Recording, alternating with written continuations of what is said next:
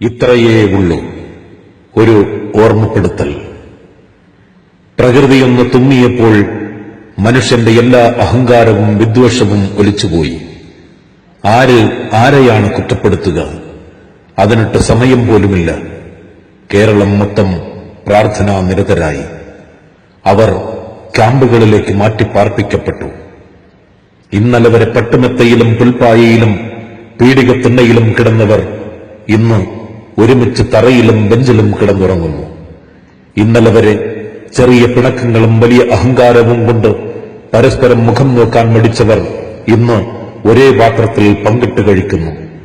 ഇന്നലെ വരെ മതത്തിന്റെയും ജാതിയുടെയും രാഷ്ട്രീയത്തിന്റെയും സംഘടനയുടെയും പേരിൽ പരസ്പരം കൊമ്പുകോർത്തവർ, വാളോങ്ങിയവർ എല്ലാവരും ഇന്ന് സമന്മാരായി ദുഃഖം പങ്കിടുന്നു.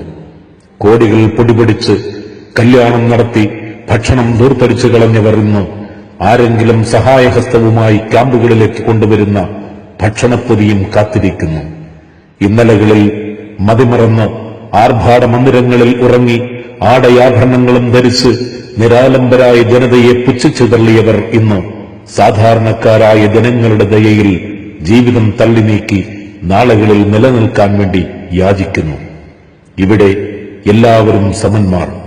സമത്വത്തിന്റെ സ്നേഹഗീതം അവിടെ മുഴങ്ങിക്കേൾക്കുന്നു. ഇത് ഒരു ഓർമ്മപ്പെടുത്തലാണ്. അഹങ്കരിക്കുന്നവർക്കും പരിഹസിക്കുന്നവർക്കുമൊക്കെ ഒരു ഓർമ്മപ്പെടുത്തൽ. എന്തിന്റെ പേരിലാണോ നീ അഹങ്കരിക്കുന്നത്, മറ്റുള്ളവരെ പരിഹസിക്കുന്നത്, ഓർക്കുക, ക്ഷണനേരം കൊണ്ട് തകരുന്ന വെറും കുമിള മാത്രമാണത്. ആരെയും നിസ്സാരമായി കാണരുത്. ഈ ഭൂമിയിൽ ഉപകാരമില്ലാത്ത ഒരു പുൽക്കൊടിയെപ്പോലും ദൈവം സൃഷ്ടിച്ചിട്ടില്ലത്രേ.